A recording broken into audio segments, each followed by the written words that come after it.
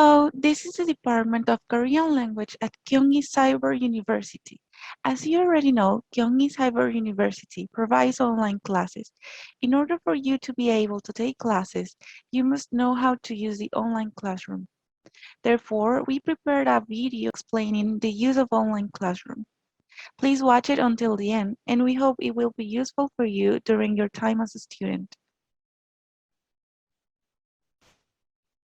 The following are the aspects we will be learning about in this video.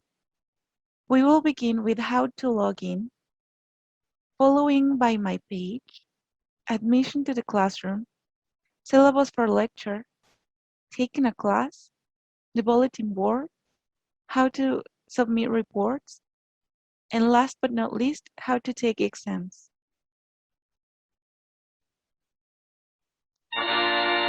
First, you need to go to KyungHee Cyber University's homepage, like the one you see on screen. Here you can see the login and notice section. There are two main ways to log in. In case you have Korean nationality, you need to take the general purpose certification before logging in.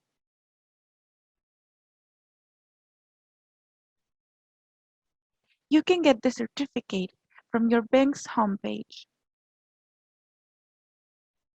Once you have your certificate, you can log in by general purpose certification.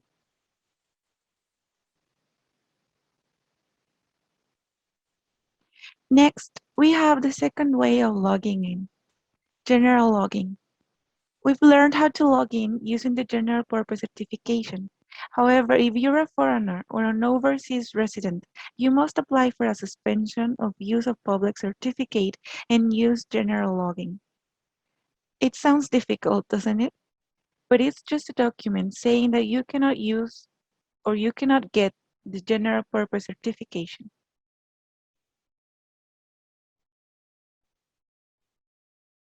We will send you an email before the beginning of every term with the application for suspension of use of a public certificate. Once you get the email, you must check it, fill it in, and send it back.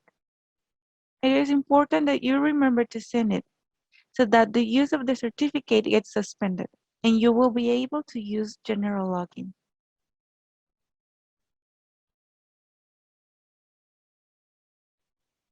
Next is my page.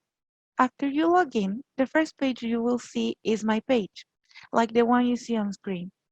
On the upper right corner, you can see the message and email section. Professors and assistants are able to send you information by messages and/or emails, so please check this section every time you log in. Below we have my learning status section, where you can check if you have not attended a class. Notices, examinations, reports, discussions, quizzes, and team projects. You can check any news related to your classes. If you do not attend a class, a corresponding number will appear under the Not Attending section. If you see the Notice section, it has a number in it. It means they have 58 notices without reading. The number under the Examination section means they have one class exam pending. In that case, what do you think the 3 under the Report section means? It means they have 3 reports pending. Like this, you can make use of my learning status page to check anything related to your courses. Below, you can see the courses you are taking per term. In this case, we can see the 6 courses this student took during the first semester of 2021. Each course has a virtual classroom you can go into. Shall we try and enter Korean for Business 1? We are in Korean for Business 1. Here you can see the name of the course, the name of the professor, teaching assistant, and the number of students taking the course. Below, you can see the red notice, examination, report, discussion, quiz, team project sections, as well as the attendance rate. This student has 100% attendance, which means they have attended all the classes for this course. Here we can also see the class notice section, where the professor or teaching assistant We'll upload the notices related to reports, exams, and others. So it is important that you check this section every time you log in.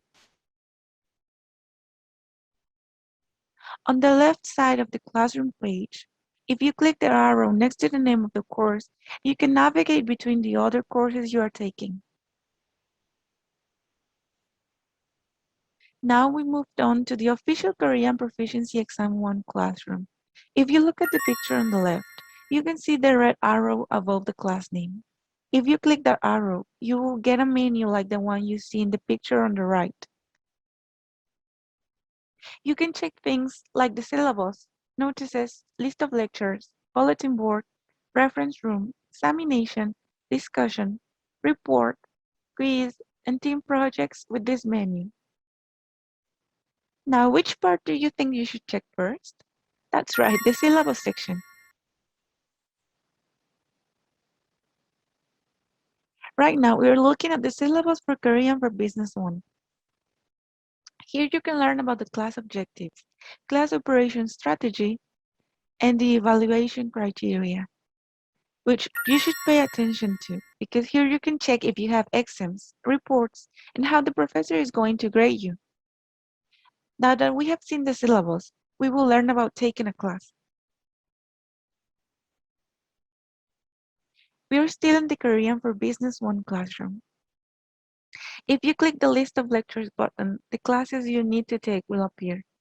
To take the class, you can select between high, normal, and low resolution. Next to the class resolution options, you can find the class notes. If you click the red note icon, you can download the notes for each class. We recommend you to download the class notes beforehand. Let's take a look at the bulletin board. Since this is an online class, you have to use the bulletin board to communicate with the professor. The bulletin board is a space for professors, students, and assistants to post. You can ask questions to the professor and post the homework that the professor gave you on the bulletin board. If you have any questions, please leave a message on the Learning Content Q&A section. Below, you can also find the free bulletin board and the cover letter section. Please leave your self-introduction in Korean on the cover letter section. It is a good way to practice your Korean and a way to say hello to your professor and friends in the department whilst introducing yourself. This is the Learning Content Q&A section of the bulletin board. If you look at it, many students leave questions regarding the end of term report, questions about expressions used when written in an email, and others. Students have posted various questions, which the professor has answered back. Can you see the numbers in the orange brackets next to the title? There's 1 and 2. Those are the answers given by the professor in the comment section. Then what should you do if you want to leave a question? Can you see the red register button below? Click this button to leave a post. In addition, click on what I wrote on the left to view all the posts you've made so far. If you click Register to Write on the bulletin board, this screen will appear.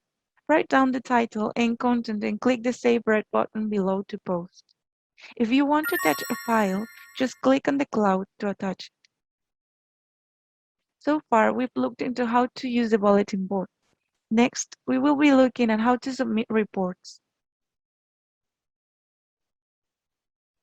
Click on the report menu on the left. Then you can see the list of reports that the professor gave you. The list shows the topic, the submission period, and whether the report has been submitted or not. You can click the report topic that you want to submit from the list. Let's click on report number 1. Click on a report to find out the topic and submission date.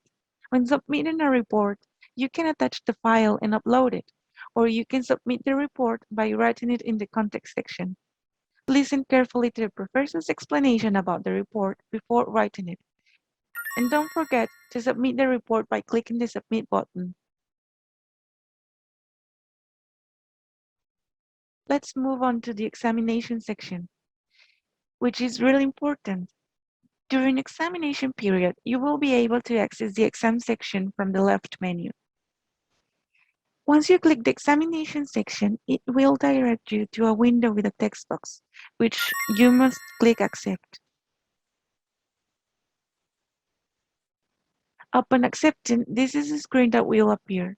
Please check the name of the test and click the red button on the right to take the exam. Make sure you're ready to take the test before you click Take the exam, as it will start immediately after you click it. The test shown on the screen is a mock test. A mock test is a test that allows you to check that there are no problems with the internet system before taking a real one. It's not a real exam. Please take a mock test before taking the real exam and make sure there are no system problems. That concludes the explanation on how to use the online classroom. Was it helpful? We hope you can now use the online classroom without any problem and have an enjoyable school life. If you have any questions, feel free to contact the Korean language department. Thank you.